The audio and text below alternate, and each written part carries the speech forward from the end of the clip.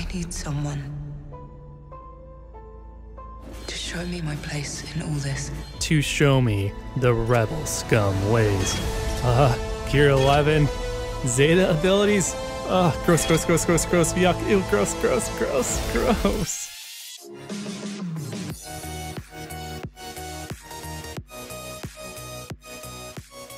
What's up guys, Nukin here, and I'm back with another Galaxy Heroes video, and this video is going to be a little bit bittersweet because it's about resistance fill.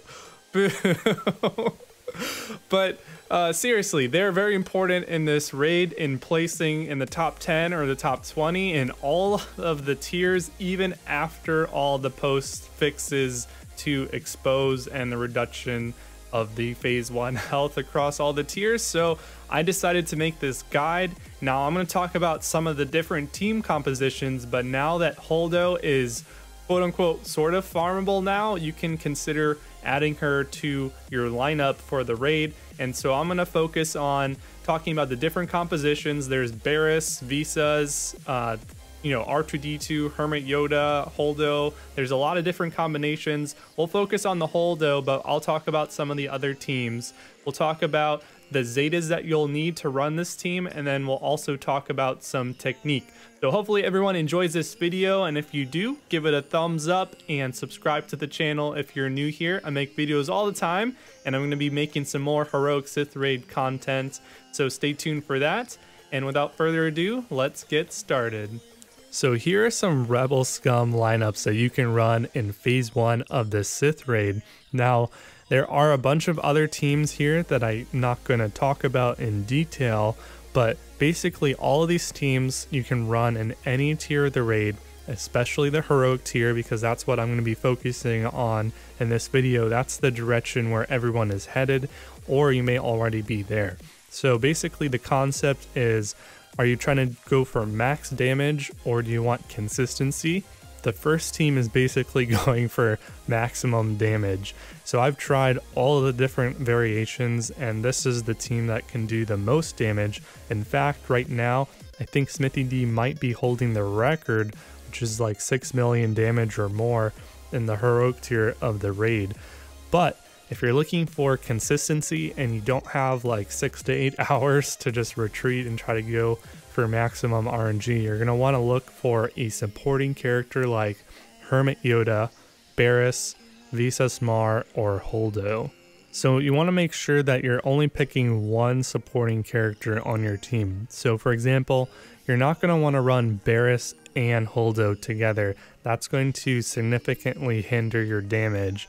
And speaking of damage, if you're going to run a supporting character on your lineup, the highest damage scores are going to be with either a Hermit Yoda or a Visas Mar. The Hermit Yoda lineups are going to be doing about 1 to 2% less damage than the Visas Mar lineups, and that's because Visas is doing huge damage on her own over the course of the battle. She's doing like about 1 million or more damage if she's modded well in the Heroic Sith Raid, which is insane. To put that into comparison, Barriss Offie is over the course of the battle doing maybe like 15 to 30,000 damage on her own. So there's a big difference. And some people are probably going to ask me, so Nukin, if Visas Mar is so good, then why aren't you using her? Why aren't you recommending her? Well, 2 reasons. One, she's not grindable. And second of all, Visas Mar is a plug and play character. She's going to excel in basically almost any team in the Sith Raid. And because we've shown viability of other supporting characters like Holdo and Barriss can be used on multiple other teams as well, you should probably save those characters that are plug and play on other teams, because you're going to be doing, 7, 8, 10, 15, maybe even 20 battles over the course of the Heroic Sith Raid. So now that we talked about team composition and had a nice little discussion there, let's talk about Zetas.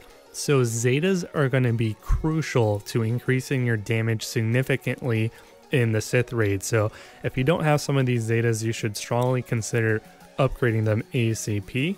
And I want to say that quickly, this isn't necessarily a Zeta priority list, but if you just kind of go down the list, you should be relatively in good shape if you Zeta them in the order that they're listed here. So first off, no debate probably here. You probably want to do Inspirational Presence on Rey. That's Rey's leadership first. That basically unlocks the team's potential to be successful in the Sith raid, so you're definitely going to want to do that first.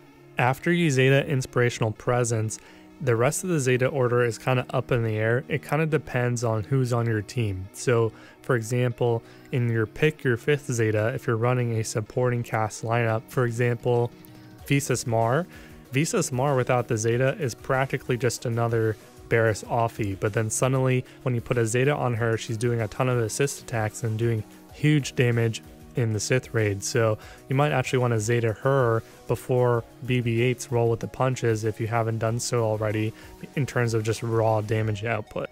And speaking of raw damage, roll with the punches will definitely increase your damage significantly every time that BB-8 is counterattacking. So if Nihilus hits BB-8, he's going to counterattack, and then he's going to call a resistance ally to assist off his counterattack.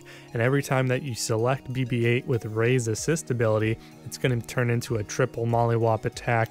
BB-8's going to call someone to assist. And another kind of trick is if you put Foresight and stealth all the enemy units and BB-8 is the only one to be attacked, it'll force characters to attack BB-8 and you'll be calling an extra bunch of assists there, and you can do that trick with R2-D2.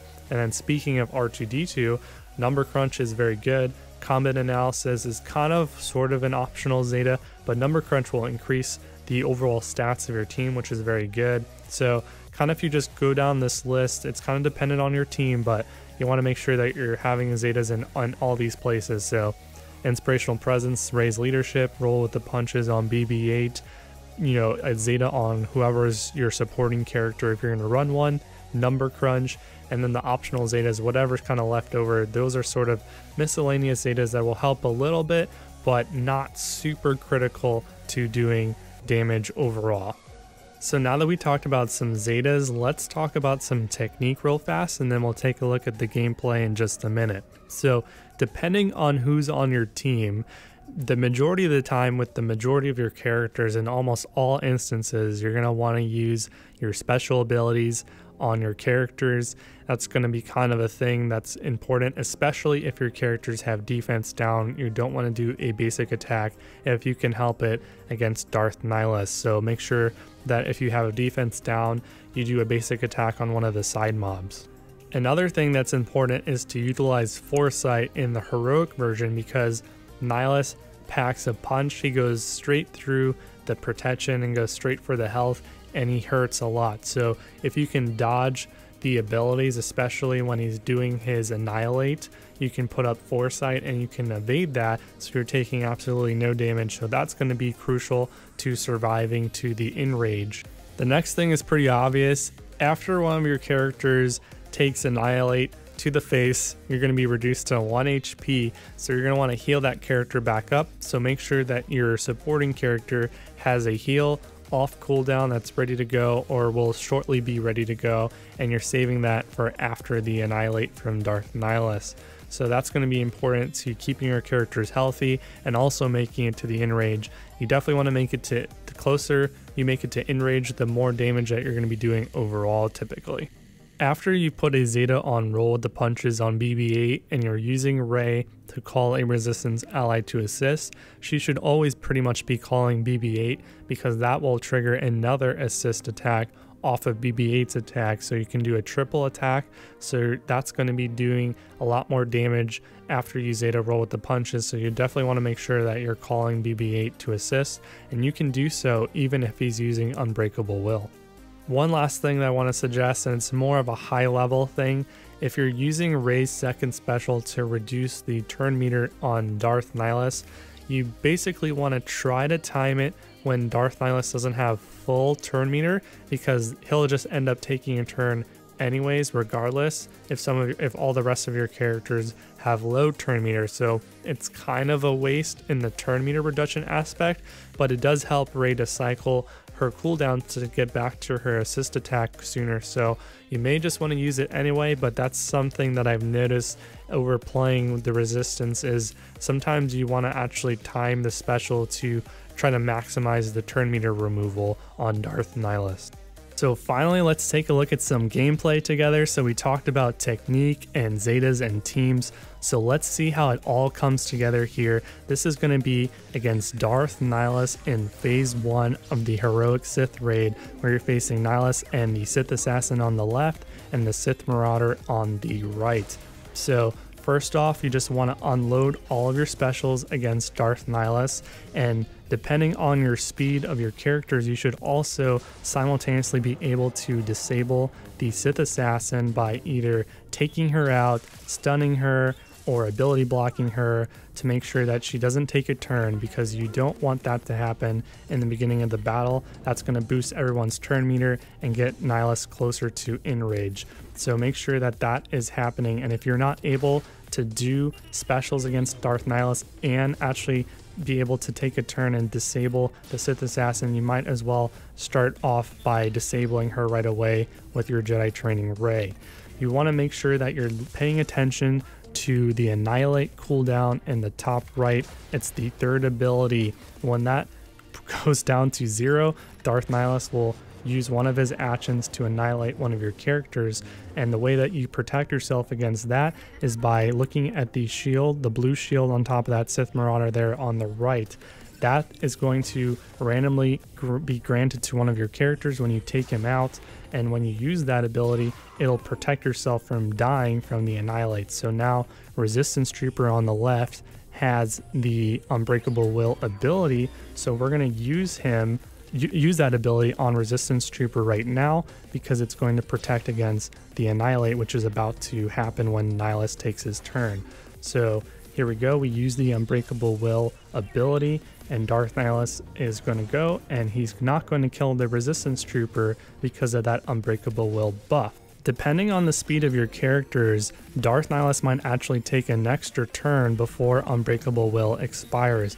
So here with Holdo, we're going to skip her heal ability and wait for Nihilus to take an extra turn and damage Resistance Trooper, because he won't be able to die from the Unbreakable Will, and it'll be kind of a waste of resources to heal him if he's going to go back down to 1 HP. So we're going to wait until Unbreakable Will expires, and then we're going to heal Resistance Trooper up with Holdo after it expires. So here we have some turn meter now, and we're going to use Holdo to heal up the Resistance Trooper back up to some HP, where he's going to be more in a healthy range and not in danger of dying anymore. So that's kind of the cycle of what you're going to do all the way to the enrage pretty much. So if you're not running Holdo and you're running Barriss Offee, it's going to just be a very similar concept. You're waiting to do your heal until after Unbreakable Will expires, and then you can get that character kind of back into the game. Same thing with Hermit Yoda, etc. I've found that with Visas Mar, actually, you don't even need to use her heal ability, because her basic heals as well, and she does enough basic attacks that she keeps everyone healthy. After you run this team a number of times in the raid, you'll start to run into some interesting scenarios, and I do want to highlight one of them right here.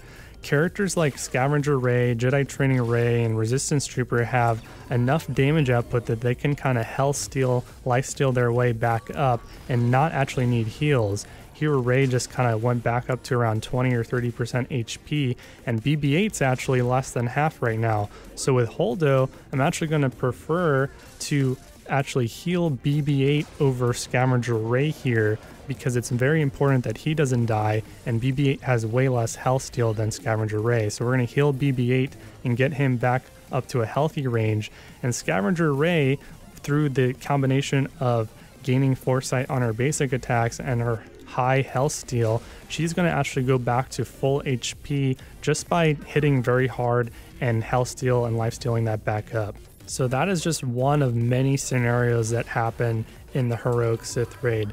There's going to be a lot of little micro situations where you're going to have to navigate and make important decisions like that, and depending on how you make your decision means whether you make it to the enrage or not, or you do more damage. And basically that's kind of what differentiates what an average player can do and what kind of a very skilled player can do. So making sure that you kind of realize when you're in one of these situations and you have a difficult decision to make, and making the best decision is how you're going to actually excel in this raid and save yourself time.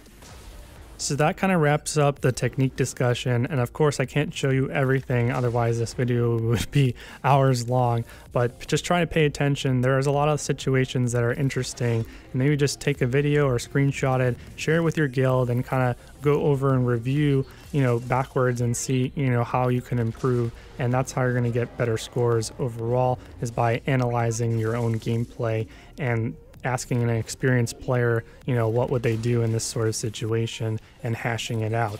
I do want to focus on one extra point before I go. I want to talk about team composition, because I don't think I nailed down this point or hammered it home.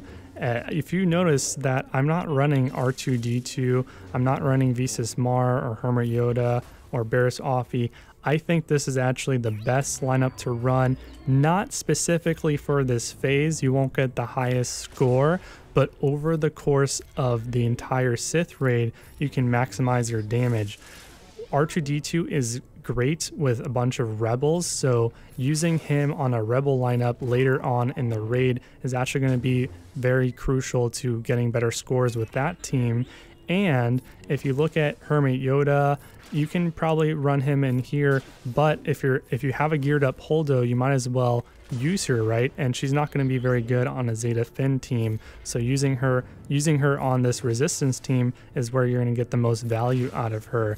And like we said, Visas Mar is the best, but you can probably plug her and also Barriss on a number of other teams, because they're very kind of plug and play. They can fit in a lot of different lineups, unlike Holdo. So by actually not using the best lineup on purpose, you will overall get a higher score over the course of the Sith raid, because it is not a race, it is an endurance battle where you're actually competing with the rest of your guild, if all 50 players are participating, trying to get the highest score once you have the heroic raid on farm. So by being efficient and stretching your roster out, you can get the most, you know, damage potential out of your roster when you're putting characters that, you know, will synergize with this team and getting some value out of them when you know that they're not going to get value on other lineups, or if they're just sitting on the bench. Alright, so that pretty much covers everything that I want to talk about in this video, so I'm going to wrap it up real fast. Drop a comment below what you're doing with your resistance squad, if you have any extra questions after watching this video. Hopefully everyone enjoyed it and you learned something new, and if you did, give it a thumbs up. It means a lot, and I will see you guys in the next video. Cheers.